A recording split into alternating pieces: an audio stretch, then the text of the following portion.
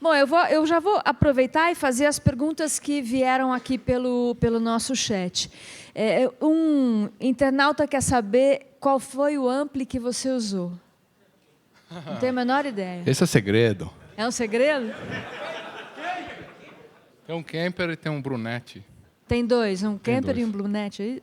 Isso. Brunetti. É Brunetti. Isso. Um italiano. Muito bem. E o Marshall, então, a caixa Marshall aí. Tá escrito, né? Sim, mas o cara... É lá, né? Mas o cara tá vendo o pequenininho, dá um desconto para ele. Hã? Tá pequenininho, né? É verdade, então.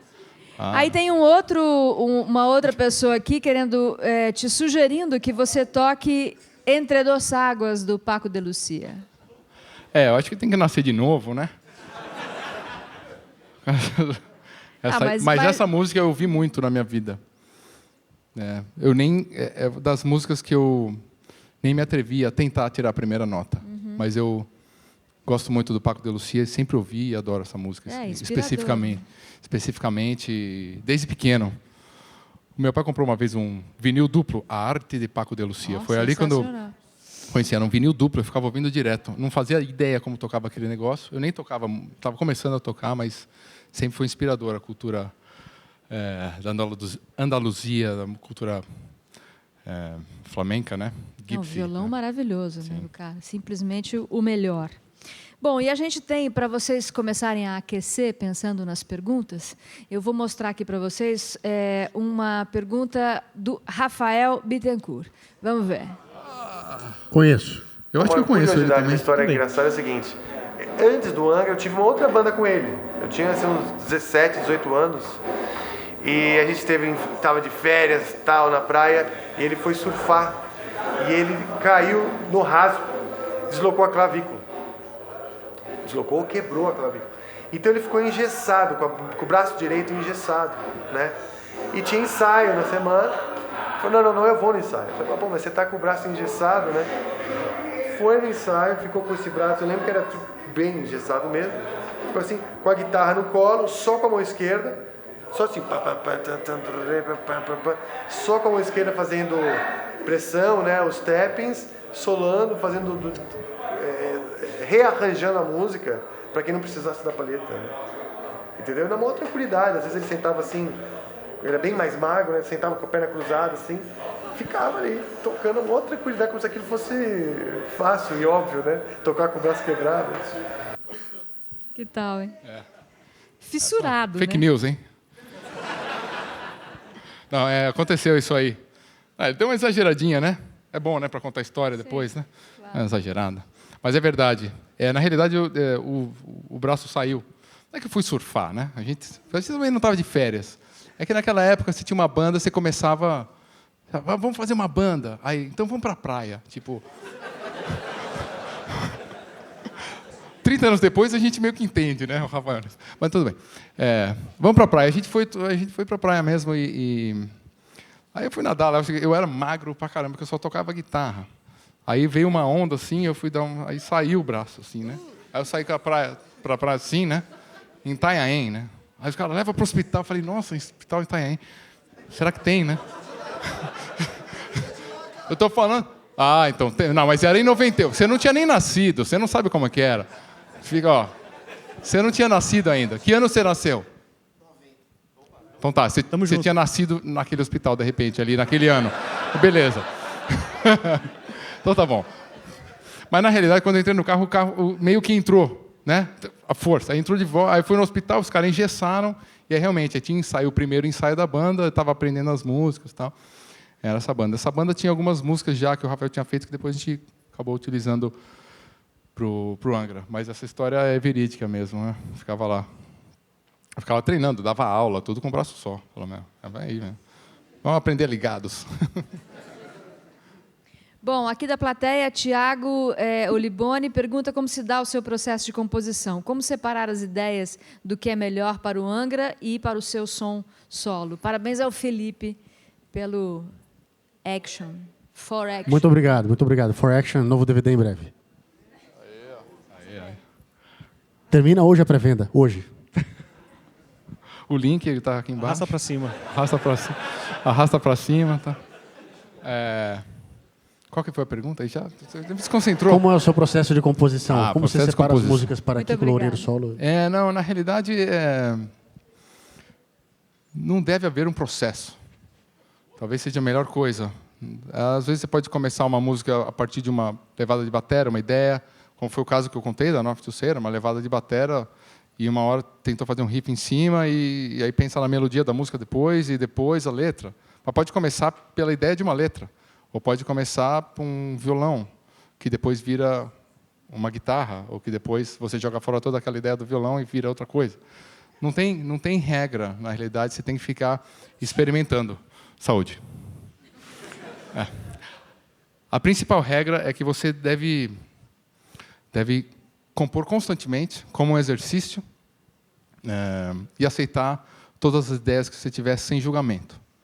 E você vai fazendo as ideias e vai gravando. Você toca, fica tocando.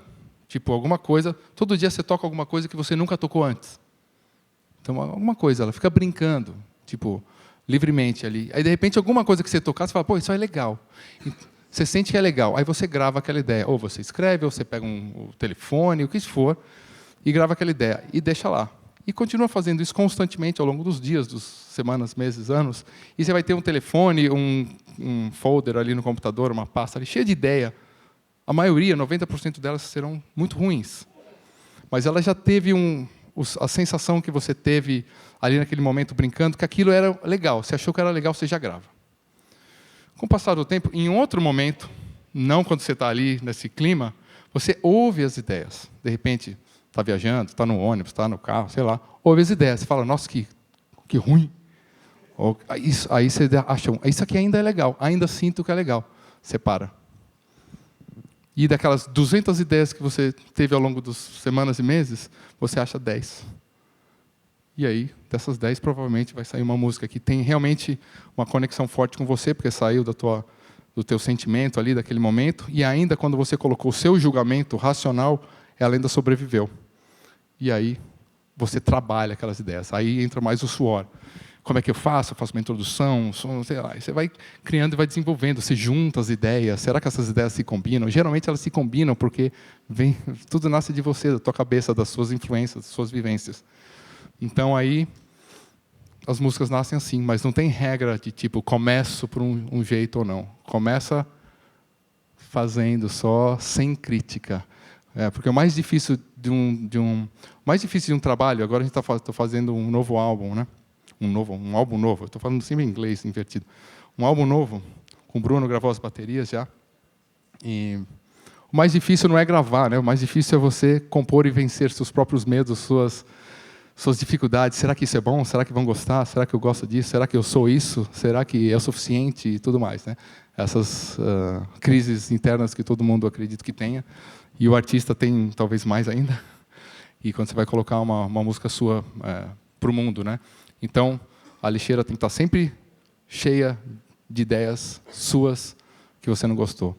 É isso. E aqui na internet, o Gerson quer saber se você ainda estuda 8 horas por dia, como diziam que você estudava nos anos 90. Não, hoje em dia não. Hoje depende, né? A gente E muitas vezes do estudo sai composição, né? Exatamente. Sim, muitas vezes. Do estúdio sai composição, da espera no backstage, com a guitarra na mão um pouco ali, sai uma ideia. As composições nascem em momentos completamente diversos. Compor, praticar, tocar, são coisas completamente diferentes para mim, né? Então, treinar 8 horas por dia eu não treino. Pode ser que eu fique envolvido com música 8 horas por dia, sim. Pergunta para você, Bruno, Lindeci aqui da plateia. Quem é o baterista que você mais admira e por quê? Bom, não tem um só, né? Fica difícil falar um baterista que eu mais admiro, mas talvez o cara que eu mais estou ouvindo ultimamente, que eu mais admiro, é o Tony Williams. Então, é um batera lá dos anos 70, que fez muita coisa pela bateria. Inclusive, a gente estava falando esses dias do jazz e tal. Foi um cara que praticamente na batera colocou a linguagem do fusion, né? Criou praticamente isso no jazz. Na época até falava, esse cara é louco, não pode fazer isso no jazz tradicional e tal. E foi um cara meio revolucionário na época. E meio não, né? Totalmente. E criou várias linguagens do que aconteceu, sei lá, 30, 40 anos depois. Então, o cara que eu estou ouvindo bastante, tipo, buscando lá atrás coisas que eu aplico no meu som hoje. É isso. Felipe podia falar a mesma coisa no baixo. Quem é o cara que você mais admira? Quem é que você mais ouviu? Se não é um baixista também, pode ser um outro.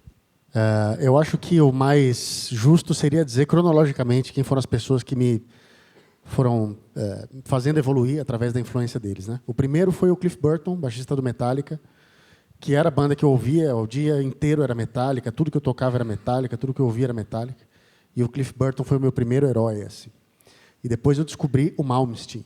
E aí, tentando tocar as coisas do Malmsteen, evolui muito, aprendi sobre velocidade, descobri que era possível tocar naquela velocidade, né? Porque, para mim, até então, o Kirk Hammett era o cara.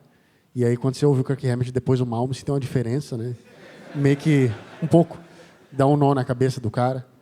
E aí, depois eu comecei a ouvir o Jaco Pastorius. Aí já outra revolução de outro tipo. Fui estudar o Jaco. Aí eu comecei a ouvir o Victor Wooten, o John Patitucci, o Michael Manring, foi um cara bastante importante também. Aí o Dream Theater, né? O John Mayang, o Geddy Lee, do Rush. Então, assim, o Billy Sheehan, também estudei bastante lá na minha adolescência. E cada um desses caras trouxe uma influência para o meu playing que eu, quando toco, consigo identificar esses sabores, né, dos diferentes baixistas no que eu faço, mas talvez para quem ouve não fica tão óbvio. Mas eu sei de onde veio, de repente, uma maneira de você fazer um ligado dentro de um solo, ou a maneira como você ataca com a mão direita em determinado momento de um groove. Tudo isso tem uma origem, e eu acho que é uma soma de todos esses caras que eu ouvi e estudei ao longo dos anos. Bom, a gente tem um monte de pergunta aqui, mas também tem uma da Renata Gomes, que a gente vai ver aqui agora no telão. Quem é essa? Kiko, dos perrengues em turnê no Brasil que os músicos passam, eu já sei, mas eu quero saber quais são os perrengues que um músico passa mundo afora aí. Nossa. Bom, isso lembra o nosso show de Picos, que a gente estava, inclusive, lembrando outro dia. Vocês sabem onde fica Picos?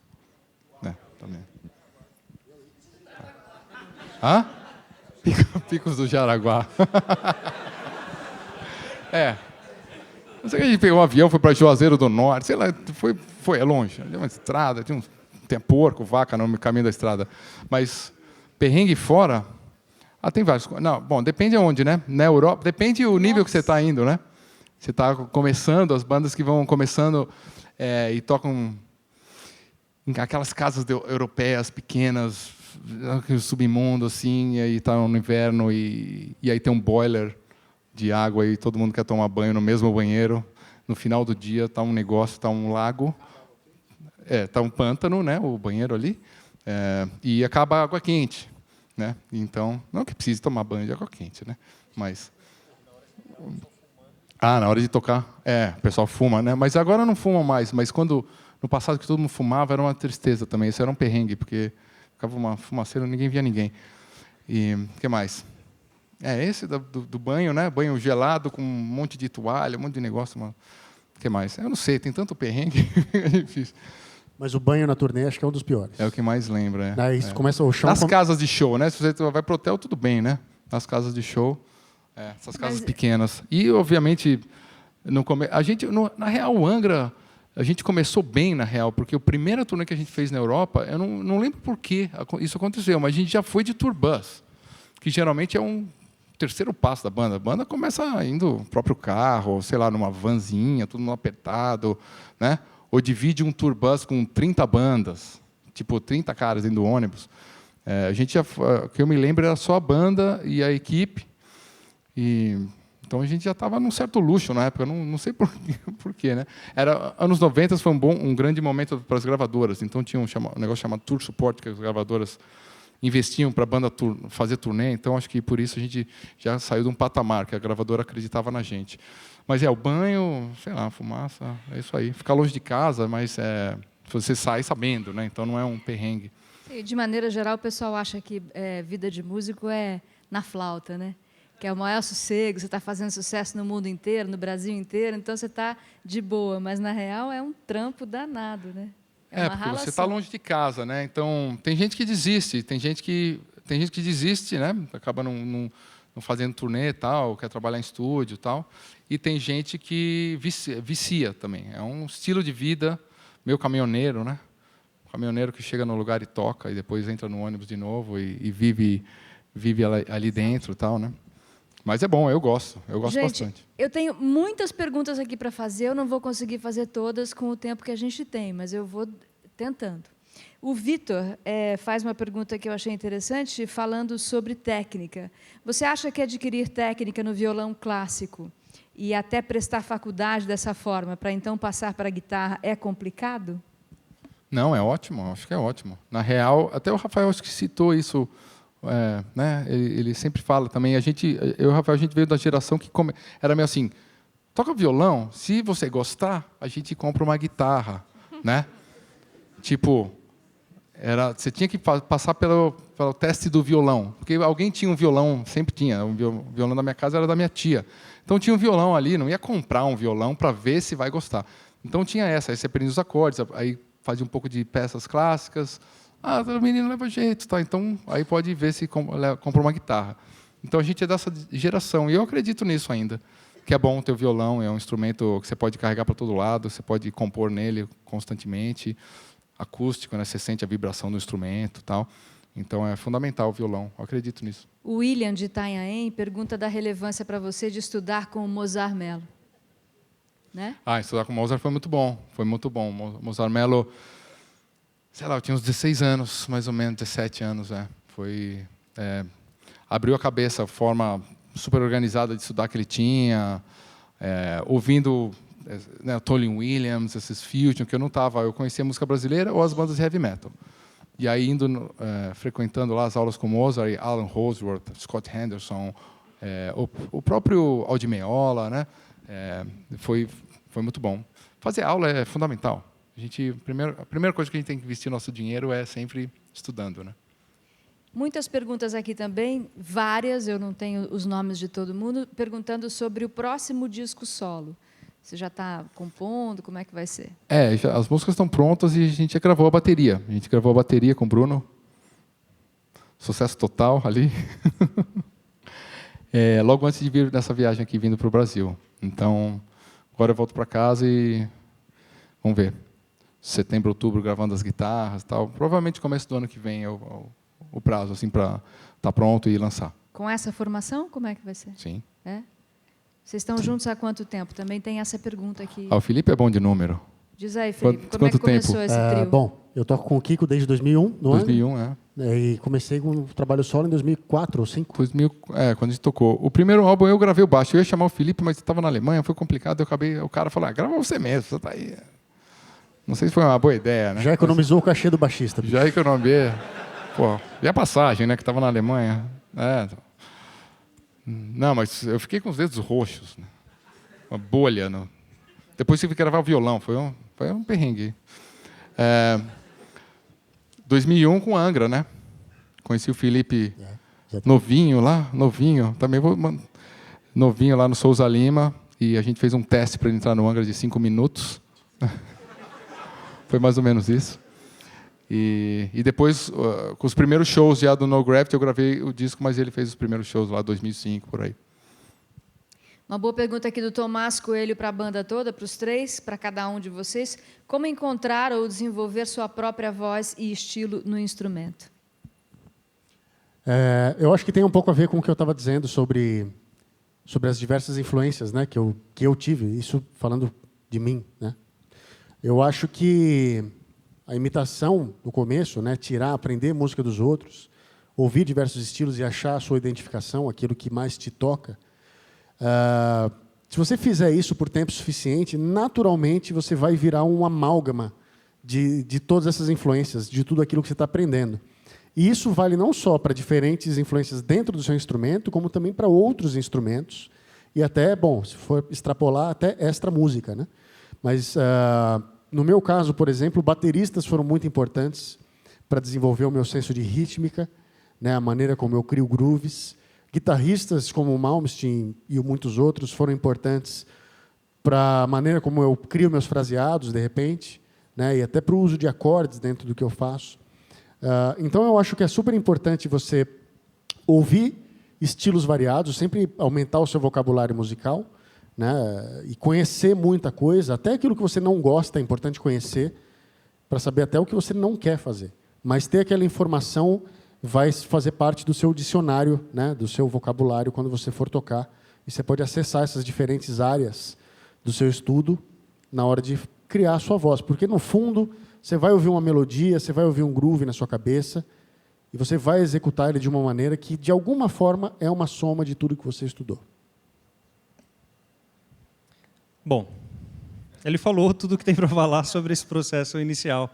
Então, acho que eu acredito muito nisso também. No início, você vai tirando as coisas dos outros, vai fazendo um bag, né, um saco, vai colocando um monte de vocabulário lá dentro, né, na sua cabeça, e depois você vai aprendendo a colocar isso da sua forma. Então, eu acho que é um processo de maturidade, né? Começa com a imitação, entre aspas, e depois, na maturidade, você consegue trazer a sua própria linguagem. Acho que, ao longo do tempo, isso vai acontecendo meio que naturalmente. Eu acho que é isso. É exatamente isso, né? E obviamente, quando possível, eu, por exemplo, nunca fui de tirar nota por nota. Eu não tinha paciência de tirar nota por nota. Eu acho que foi ruim por um lado e foi bom por outro, porque eu quase tirava o negócio e tocava meio que do meu jeito. E aí eu fui achando o lance de pegar, né? É aquela história de roubar como artista, né? Você pega a ideia, tenta fazer e já, o mais rápido possível, faz um pouco do teu jeito. E aí você põe no tal do saco aí dentro. Põe no bag, tá bom. No bag. Né? E aí vai e anota mesmo o tipo de frase, o tipo de estilo, e vai criando. Eu até fazia de anotar, né? O tipo de fraseado, os estilos, o guitarrista tal, para eu lembrar que tem tudo isso, né? Estilos diferentes, tudo que o Felipe falou, fundamental. Tem várias perguntas também sobre os 25 anos do Monsters of Rock. Se você tem boas lembranças, como é que foi a preparação para esse show, tudo isso. Eu não estava lá, bicho. Eu também não, bicho. Acho Eu que eu não devia era ter 15 anos. Que show foi esse aí? Não sei, nem sei. eu não era nem nascido. Te viram Talvez. nesse show Monsters É aquele of antigo Rock lá? no IMB. É, aquele lá. Hã? Aquele lá era 25 anos? Você acredita? Ah, nem sabia que era. Olha Desculpa aqui, ó, aí. primeiro grande show do Angra. Foi o meu primeiro ano aquele, então... Não sabia que já tinha 20... Não, mas é verdade, já tinha 25 anos, né? Diz que teve Kiss, Black Sabbath. Exatamente, é. Nossa, foi todos esses festivais, assim, que você entra lá... A gente era, acho que, a primeira banda. Foi a primeira banda. Nossa, roubada total, né? É engraçado, né? Eu não vou falar aqui, né? Mas rolaram algumas coisas naquele show que meio que rolam até hoje. Deixa eu falar. Mas foi difícil. Foi bom e foi difícil, né? Porque você tem os problemas técnicos, você é inexperiente, mas ao mesmo tempo você está tocando lá com aquele Pacaembu, né? Esse show foi no Pacaembu. A gente chegou o dia antes. Eu não fiquei, mas os caras tentaram. O Kiss ensaiou à noite, o show inteiro. Aí os caras tentaram burlar a segurança para ficar vendo o show sozinho ali, show privê do Kiss. Mas foi legal. Mas que ficou na minha... Esse tem a MTV filmou, né? É uma tristeza de ver isso aí. Mas beleza, melhor não ver. Não assista, não assista. Mas um que marcou bastante foi já uns anos depois, abrindo para o AC/DC. No mesmo lugar, no estádio Pacaembu, já à noite, porque esse aí estava de dia, né? No festival. Então, abrindo para o AC/DC no festival e foi legal. Aí foi legal, porque estava lotado. Sei lá, 40 mil pessoas que cabem ali quando está 40 mil pessoas. O AC/DC vinha de Curitiba, chegou tudo atrasado o equipamento, os caras tentaram montar aquele show inteiro no dia. A gente já estava com... vocês não vão conseguir tocar porque vai atrasar tanto. Era às 9 horas da noite o show, eu lembro até a hora que eu entrei. Era 9 horas da noite e falaram, mas entrar o AC/DC, a banda não vai mais entrar. Mas a gente estava ali no palco, pronto para entrar, esperando alguém dar a ordem. Entra ou não entra? Entra ou não entra? A gente estava pronto. Aí falaram, pode ir, entra. A gente entrou às 9 horas da noite, obviamente o público inteiro esperando entrar o AC/DC. Então, por isso, foi inesquecível. Mas foi muito bom. Porque a gente tinha preparado nessa época aí, e toda banda tem que fazer isso, né? Uma situação assim, a gente tinha uns, sei lá, eu estou com umas 6 músicas, mas umas 3 eram covers. Que é o jeito. E aí foi legal, né? E foi uma experiência boa e a banda cresceu bastante por causa desse show, né?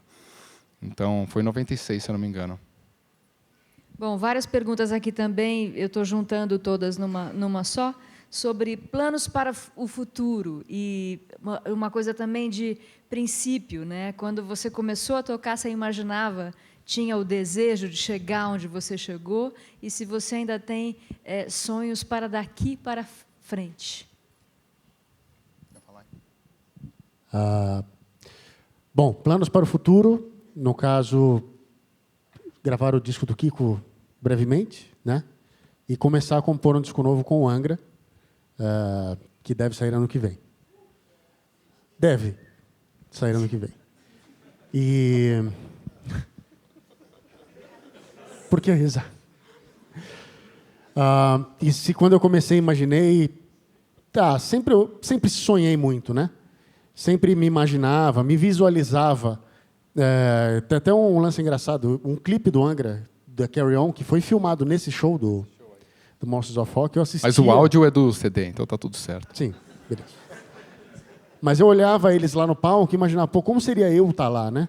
E aí, alguns anos depois, eu, de fato, estava, né? Mas eu acho que é legal esse lance de você se visualizar onde você quer chegar. Parece um papo meio de coach, né? Mas porque eu acho que assim, a imaginação não tem limites, né? A vida, sim. Mas eu acho que quanto maior você sonha, mais longe você pode chegar. Então, eu não creio que eu tenha chegado no meu limite. Eu quero ir continuar sempre crescendo, e até me surpreender dos lugares onde eu posso chegar, porque a cabeça vai longe, né? E aí a gente corre atrás.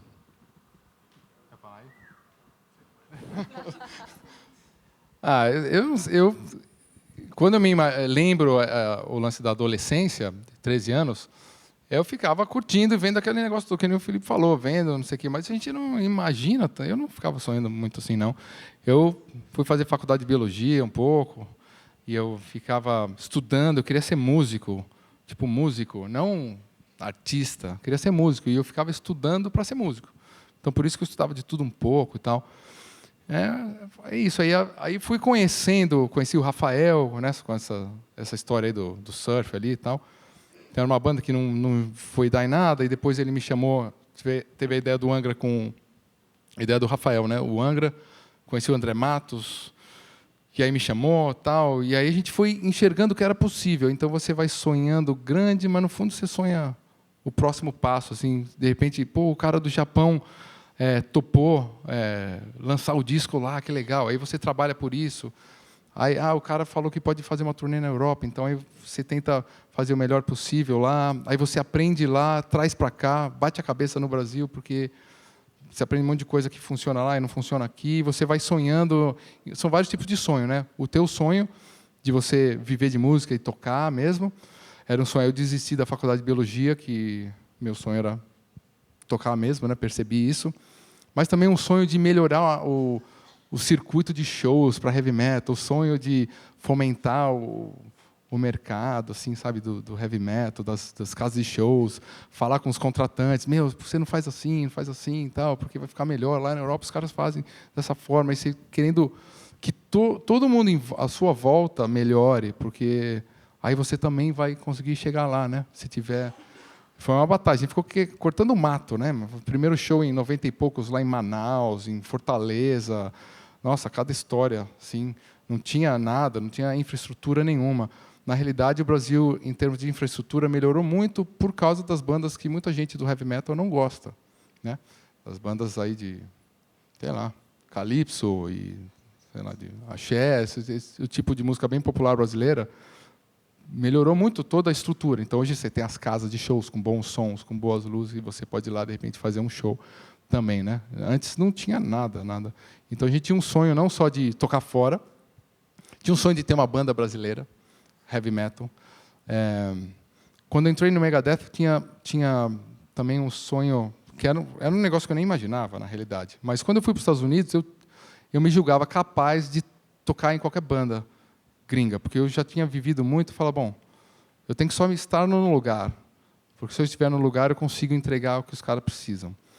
Então, no fundo, eu tinha um sonho, não muito claro, que eu não ficava visualizando isso, tal, mas eu tinha essa capacidade. Porque todo mundo que toca aqui, quando você vai num show e você vê alguém tocando, você fala, eu conseguiria tocar isso, ou eu conseguiria performar, que nem o Felipe falou, né? Viu o Angra lá, fala, você já devia tocar, né, ou não? Então, eu tocava já, eu estava estudando para isso. Bem no comecinho. Fala, eu vou conseguir tocar isso, eu consigo tocar isso. Aí você tem que aprender como chegar pela porta de trás, né? Como subir no palco, como conhecer as pessoas, porque você já é capaz. Então você pode sonhar longe. E eu fui acreditando nisso aos poucos, né? Mas o Megadeth também eu tinha um sonho sei lá, um sonho, talvez, não sei se é sonho, né? Mas um ideal assim de, sei lá, sempre todo mundo Angra, de levar a música brasileira para fora nesse formato, né? Esse formato meio antropofágico de ouvir o heavy metal de fora e botar uma brasilidade de alguma forma e devolver para fora e, de repente, tocar numa banda super americana, que é o Megadeth, e, de alguma forma, colocar alguma coisinha brasileira, nem que seja no backstage, tirando sarro dos caras, sei lá. Isso aí. Então, acho que dá para continuar sonhando. Todo mundo tem que, né, sonhar e trabalhar, né? Porque, senão, só sonhar não adianta nada, né?